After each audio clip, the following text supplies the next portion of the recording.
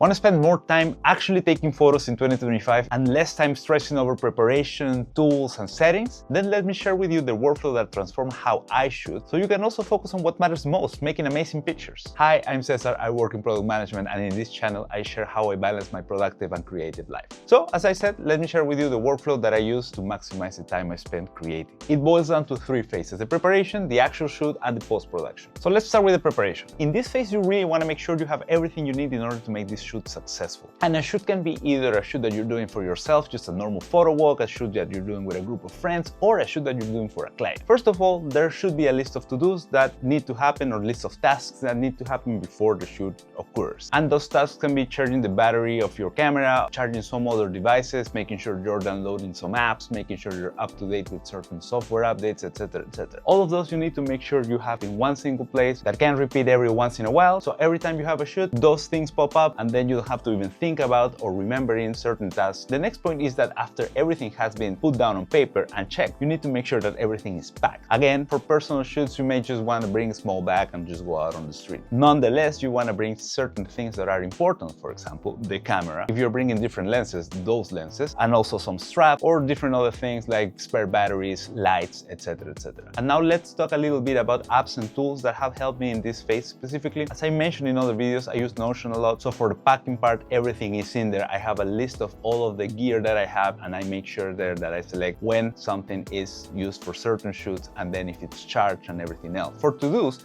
I use Apple's system because it's a little bit easier for me to just talk to the voice assistant and add certain stuff to the list. But you can use whatever you want as long as it's easy for you to create a template that you can save and that can come back every once in a while or every time you have a shoot. This is recurrent, so you can create some recurrent tasks that happen every time you're gonna have something. What I'm thinking in the future is to add those tasks into that Notion gear packing list so that everything is in one single place. And by the way, if you want to download it, it's completely for free on my website, link in the description. And if you want to create it completely by yourself, you can also go to one of my videos linked here and follow the steps that I follow to create this packing list. Other apps that I use here are, of course, maps when I'm going to a shoot by myself, and another app that I just discovered not so long ago, it's one called Ephemeris, which with your phone camera allows you to see where the sun is and where the sun is predicted to be at certain moments of the day, so you know how the lighting is going to affect your shoot, and maybe it will help you decide, with the help of maps as well, which route to take and optimize for the lighting as well. So now let's go to the second phase of this process, and that is the actual shoot. In here, the very first thing and the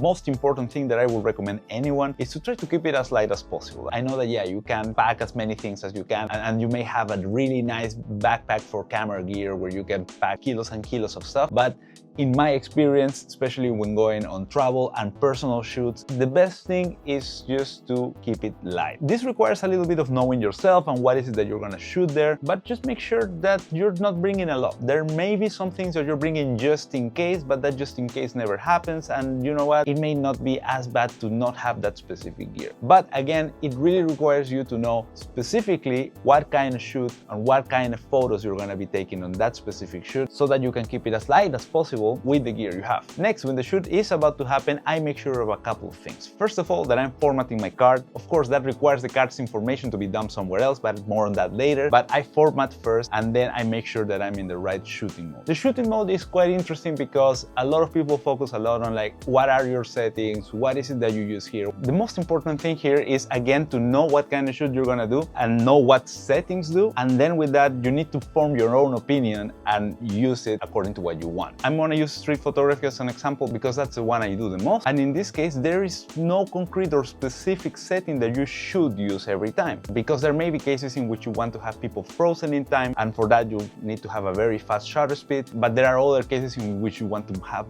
blurriness, and in the end it doesn't matter. I cannot, and no one can really tell you the most perfect setting that you should have in your shoot. In the end, it boils down to what you want. But if you want a little bit of a shortcut, let's say, you can start by using one of the priority modes. I used to shoot a lot, and still do actually, with aperture priority, because I knew that I wanted to have a specific depth of field, and I wanted to keep that depth of field as much as possible, and with that, everything else was kind of the compromise or the trade-off that I was making. That helped me because that was one less thing that I had to worry about, and the rest was manageable. But then I realized that maybe the ISO was something that I shouldn't be worrying too much about, and I started using automatic ISO. Of course, in this scenario, you have to be a bit careful, because if you go too high, it can be too grainy, and depends on if you really want grain or not, it may be good or bad for for you. But many cameras have the option of defining a roof ISO or a limit ISO so that you never go above that, and then you at least are controlling it a little bit without actually having to be paying attention to it all the time. That means that the only setting that I was using for street photography at that moment was shutter speed, which allowed me to still have some creative input in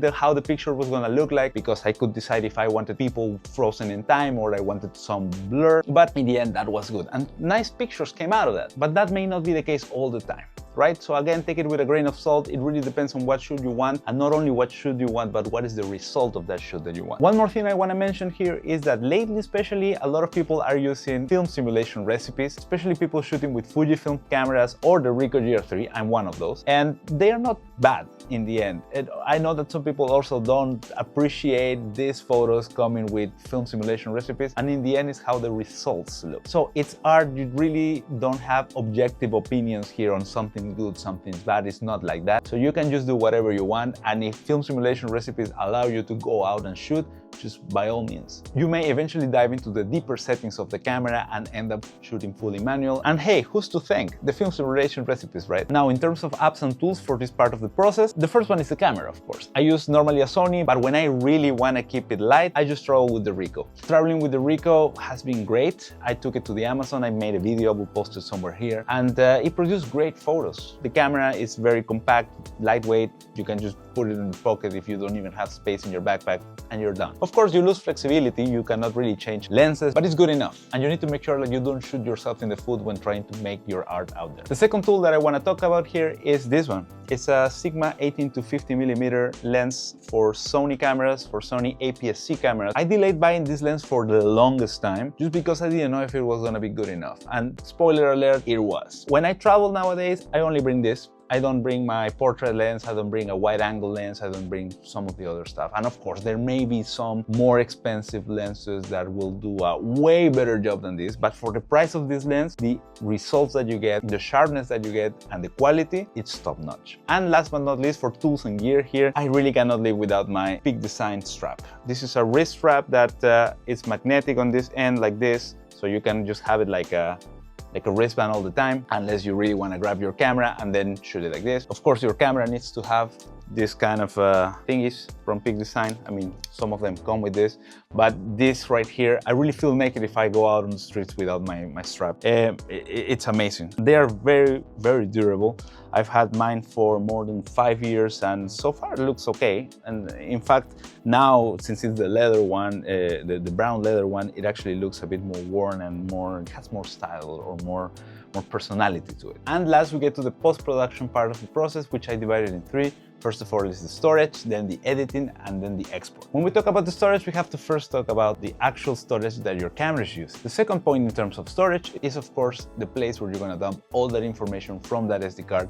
And in my case, it's not my laptop directly, it's not my computer directly, but it is actually this little SSD. This is a 2TB SSD that I've been using for a long while already. So this is the first long-term storage place where you are putting all of your content. Here, it's important to know, or important to talk about a couple of things. First of all, file structure, and second is backups. In terms of file structure, I shared a few videos ago how is it that I organize my files, and I'm planning to do a little bit of a deeper dive into this organization because, yeah, it can be difficult and it can be complex, and you can lose files fast if you don't have a proper structure on how to get to them. So in short, for me, I break it down into 3 or 4 main folders, one of them being the main folder, which is the travel folder, where I put all of the areas where I've been, and I put all of the pictures depending on where they are. Now, this connects very nicely with the backup part because once you move this over to Lightroom, at least, that's the software that I use, Lightroom also creates a cloud version of your picture. So that way you have a picture in your SSD, you have a picture in the cloud in Lightroom, and well, if your SSD decides to explode all of a sudden,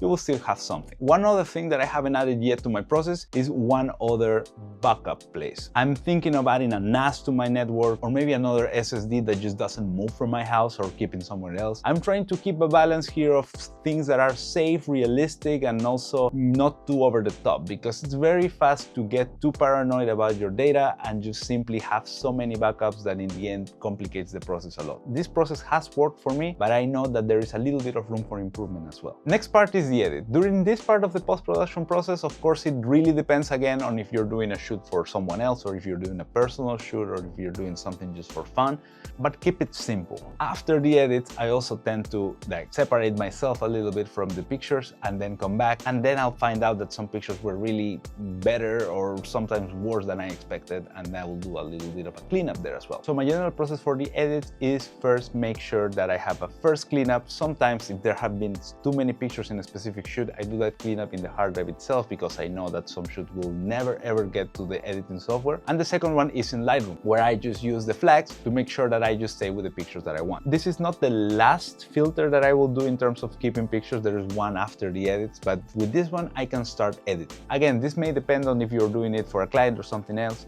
because if you have a client, and depending on what kind of client, you may have this person calling you, asking you, where are my pictures, where are my pictures, and pressure may add an extra layer of complexity. But from this point on, what I do is just pick the pictures that I like the most, and for that I use the rating system in Lightroom from 1 to 5, so I pick the 5s that are the ones that I'm going to start editing first, just because I want to keep it interesting and fun for me. And I start with those pictures. The first round I go at it is just trying to make sure if any of the presets that I created for myself work here, but if they don't, I go for my own personal edit and then try to capture or create a specific preset for that shoot, because if the lighting and situation doesn't change that much, then you might as well just create a preset and then use it for the rest of the shoot. Last but not least, we have exporting, and with this it really depends again on what kind of shoot you did, where are you putting it, and many other factors. In short, what I'm going to assume here is that most of the people are going to share the pictures on Instagram, and for Instagram there are some ideal or recommended settings. I'm going to put them somewhere here or maybe in the description, because these keep on changing as Instagram keeps on changing. That's just the nature of the application. But in summary, you don't want to go full on quality on Instagram, just because Instagram and apps in general tend to compress the pictures and make them look